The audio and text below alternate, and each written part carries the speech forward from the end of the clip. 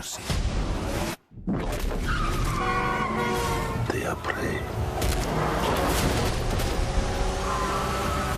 Just another man hunting for a trophy. Angela Johnson was like millions of with Kraven. Spoken and not Spiderman, but Tony was like, "Нет."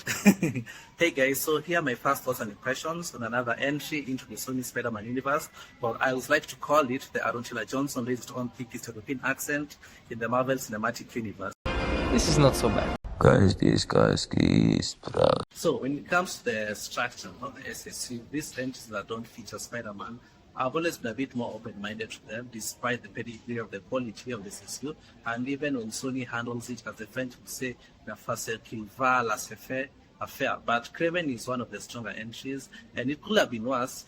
He didn't acquire his abilities by searching spiders in the Amazon forest. That's an inside joke for Madame. My father puts evil into the world. I take it out.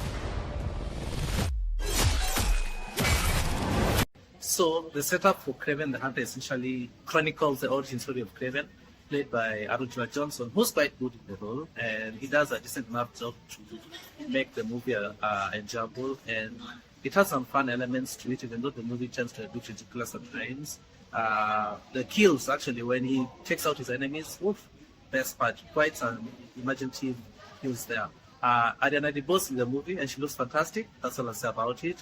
As far as the overall movie is concerned, I was quite underwhelmed because it didn't have a lot of action as it was marketed. It's a very slow burn type of affair, and it has like only 2-3 decent action sequences. The best being one set up in London, which has been featured briefly in some of the marketing and the trailers. But the full scope of that action scene was, it was awesome. It was awesome. The villain is Rhino, Alexei Sevastopich. Alex, I can't get it. I'm just going to call him Alexei. He turns out to be a bit more cartoonish of a villain, mustache twirling type of villain. The movie tends to be a bit lengthy, lots of fluff to fluff out the runtime. Could have been a bit shorter, and at times it felt a bit boring, and would have benefited more from being a TV show instead of a movie, because there are so many elements that the movie bombards you with in one go, and all compounded into this 2-hour runtime. It's about only one of you. There's 6 of you now.